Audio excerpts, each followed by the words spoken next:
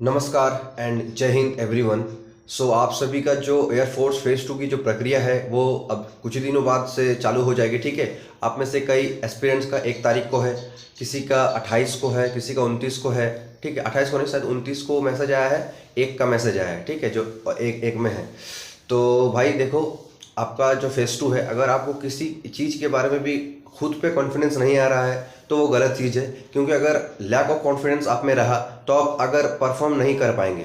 ठीक है, यानी अगर आप में कॉन्फिडेंस कम रहा ना तो आप सच में ही परफॉर्म नहीं कर पाएंगे। हो देखिए, एक होता है नर्वसनेस कि कहीं हम दूर जाते हैं, कुछ नया करते हैं जो आज तक किए नहीं है। ठीक है, तो एक नर्वसनेस काम करती है, ये स्वाभाविक है, ये नॉर्मल है, ये हर किसी में होती है, चाहे वो जितने दिग्गज आदमी रहे। ठीक है, जो रैंक वन भी किसी चीज़ में लाता है ना, उसी से भी पूछ लीजिएगा भाई, उसको भी नर्वसनेस होता है। लेकिन इसका मतलब ये नहीं कि आप खुद पे कॉन्फिडेंस ही ना रखें। तो आप में कुछ भी हो, आपको जो आपका जो खुद पे आपको भरोसा होना चाहिए।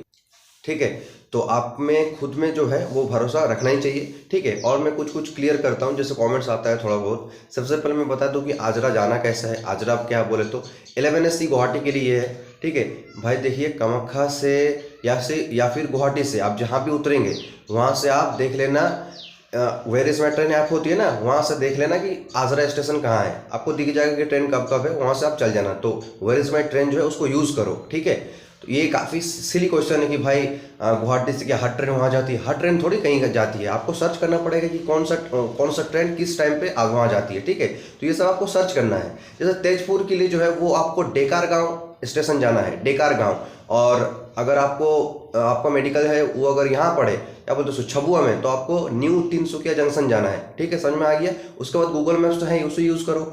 ठीक है, तो ये था गुवाहाटी वालों के लिए। अब बाकी सबके लिए बोल रहा हूँ, जैसे कोई कोई कमेंट करे कि भाई मेरा हाथ कांपता है पुशअप मारने टाइम में। ठीक है, होल्ड कितना करवाता है? नॉर्मली आप होल्ड मान के चलो कि देखिए, जब पहला पहला चालू होगा, यानी 10 होता है पुशअप की एग्जांपल दूँ तो 1 से लेके 5 तक सोचिए, 3 सेकंड तक करा रहा है।